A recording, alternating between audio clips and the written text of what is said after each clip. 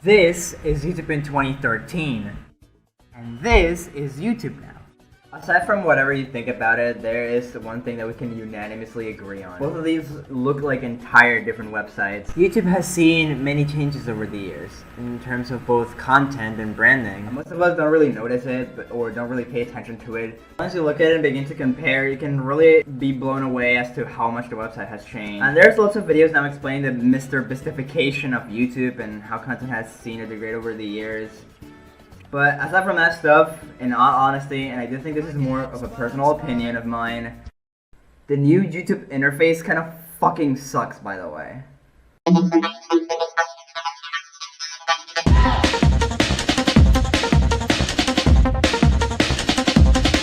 Hi everyone, _Ranger here. So TGP is currently away for a little, so I'm filling him for like this week and stuff. Anyway, today I'm here to talk about a very specific interest of mine, and I feel like it will be kind of interesting to discuss with many people. And this is that the new YouTube interface is kind of mediocre compared to how it used to be. I think it could be improved in many ways. So stick with me, this will be a long ride.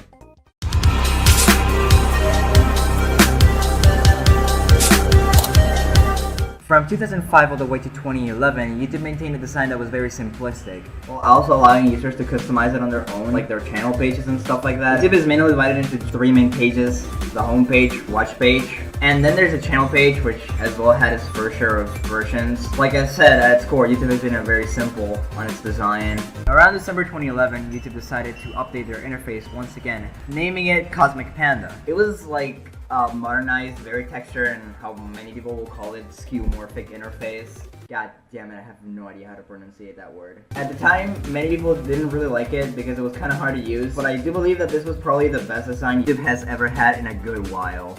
Now this was the very first time YouTube entirely rewrote many parts of the interface, something that they probably will never do ever again. The reason as to why I think Cosmic Panda is one of the best designs YouTube has had is because aside from how it looks, you can clearly see what's very much planned and well thought out. All the menus and main pages had elements that just made sense, also allowing the user to be comfortable around the interface, something that you do not see with the modern design, or even modern designs of websites in general.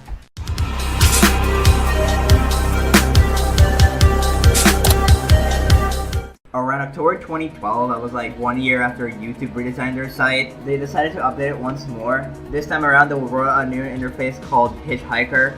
God damn it, these people change their site like every single other day, I swear to God. I could sort of describe it as a minimalistic version of what Cosmic Panda was. I mean, it was mostly fine, however, people didn't really like the change at the time. Since around early 2013, they also redesigned the channel pages, and with that, they removed the ability to personalize your channel, limiting you to change only your profile icon on a simple 2560 by 432 banner. That is literally just a fraction of what you could use to do with the older personalization features back then.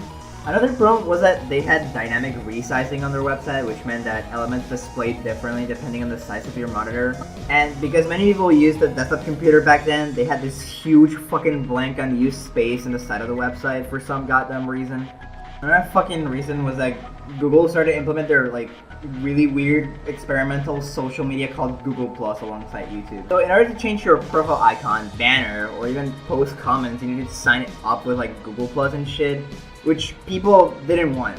And I mean, fair enough. Like, however, I feel like most of this, like for the design, is kind of unjustified. However, despite of all the imperfections this interface used to have, the reliability of it is miles away from the current one, being speed one of the most important factors, as this interface is really smooth and it saves a lot of bandwidth when loading up videos and content in the site in general.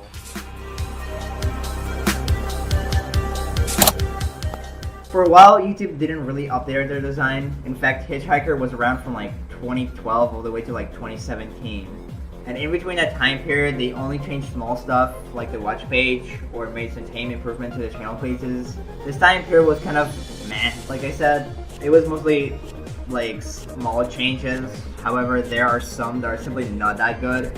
For example, sometime around 2017, they changed the colors of these elements to a more vibrant red.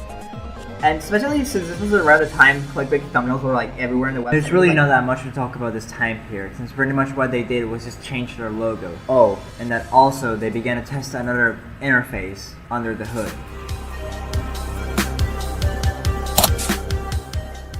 In 2017, YouTube made another redesign to their website, one that sticks to us to this day. In fact, it is the one you're using right now, and it's called Kevlar. This interface was designed to go more in coordination with Google's modern material design at the time. And similarly to Hitchhiker, they haven't done any major rewrites to the site since then. Why do people seem to hate it so much, me included? Well, there is a lot of stuff that Google has done to this interface that has made it arguably worse through the years. See, when Kevlar was around in mid-2017, it wasn't really that bad, but they kept pushing weird changes and more useless JavaScript functions that just made the site load slower and slower. The homepage and the watch page now takes forever to load, even if you had a good enough internet connection. In between all the pointless changes they have brought to the site, one of them is that now every element on the site seems to be rounded, which is a really odd choice. Another thing that is just horrible is the sizing of the page.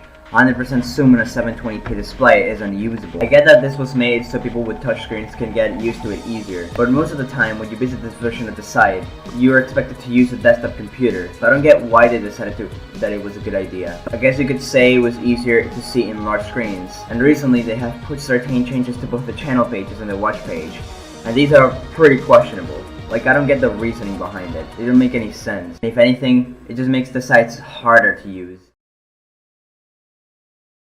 Honestly, I don't really like to complain about this sort of stuff, because every time I just think it's just pointless. For about a year ago from now, I have begun a quest to actually find the best method to restore the old YouTube layout. In that process, I have met a lot of really talented people that have brought a lot of solutions to the table. Now, I was gonna talk about each solution individually, describing it, how it works and stuff like that. But honestly, this video has turned just way too long for now. They're pretty cool, you should check them out, and you should support all their creators because they put an unbelievably amount of hours into this.